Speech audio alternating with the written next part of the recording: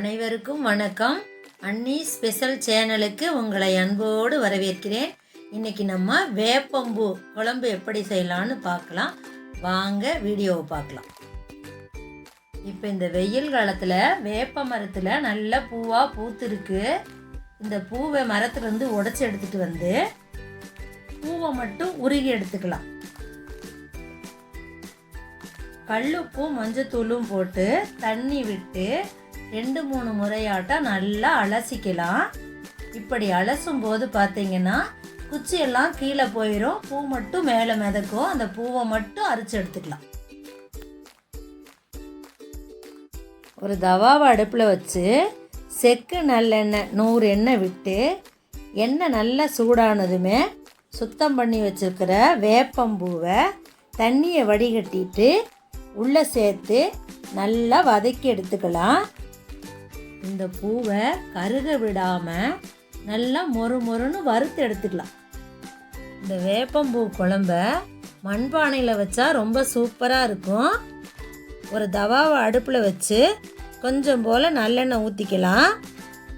எண்ணெய் நல்லா சூடானதுமே 1 ஸ்பூன் கடுகு போட்டுக்கலாம், 1 ஸ்பூன் வெந்தயம் போட்டுக்கலாம், கொஞ்சமாக கட்டி பெருங்காயம் உள்ளே சேர்த்துக்கலாம்.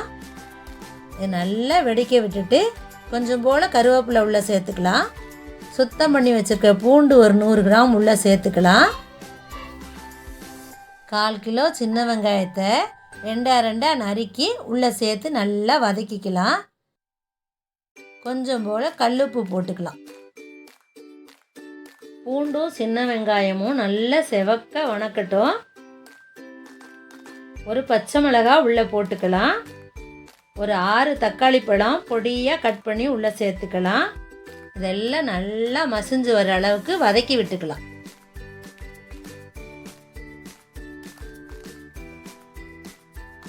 ஒரு ஸ்பூன் மஞ்சத்தூள் உள்ளே போட்டுக்கலாம். தனி மிளகாத்தூள் 2 ஸ்பூன் ஆட்டம் உள்ளே போட்டுக்கலாம். வத்த குழம்பு பொடி 2 ஸ்பூன் ஆட்டம் உள்ளே போட்டு நல்லா வதக்கி விட்டுக்கலாம்.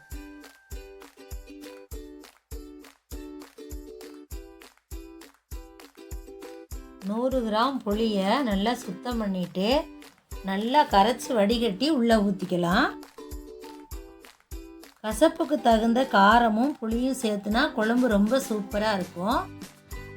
நீங்கள் போடுற பூவுக்கு தகுந்த மாதிரி காரம், உப்பு, புளி இது எல்லாமே கரெக்ட் பண்ணி போட்டுக்கோங்க.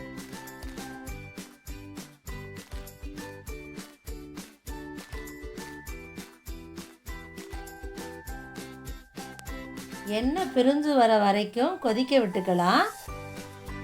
தேவையான அளவு தண்ணி விட்டுக்கலாம். குழம்பு தண்ணி மாதிரி இல்லாமல் கொஞ்சம் திக்காக வச்சுக்கலாம். குழம்புக்கு தேவையான அளவு உப்பு சேர்த்துக்கலாம். நல்லா கிளறி விட்டுட்டு மூடியை போட்டு மூடி வச்சுக்கலாம்.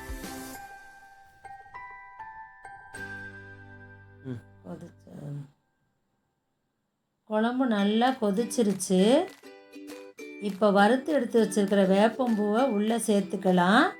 அடுப்பை நிதானமாக வச்சு ஒரு 5 நிமிஷத்தில் அடுப்பை ஆஃப் பண்ணிக்கலாம். கடைசியாக கொஞ்சமாக கருவேப்பிலை உள்ளே சேர்த்துக்கலாம். ஒரு 10 நிமிஷம் இப்படியே மூடியை போட்டு வச்சுருந்துட்டு குழம்பு எடுத்துக்கலாம். இந்த வேப்பம்பூ குழம்பு இட்லி, தோசை, சாப்பாட்டுக்கெல்லாம் ரொம்ப சூப்பராக இருக்கும். இது வெளியில் வச்சுருந்தாலே 1 வாரமாட்ட கெடாமல் வச்சுக்கலாம். ஈரம்படாமல் பார்த்துக்கணும். இந்த வேப்பம்பூ குழம்ப நீங்களும் செய்து பாருங்கள். பிடிச்சிருந்தா லைக் பண்ணுங்கள், ஷேர் பண்ணுங்கள், சப்ஸ்கிரைப் பண்ணுங்கள், பெல் ஐக்கானை கிளிக் பண்ணுங்கள். நன்றி, வணக்கம்.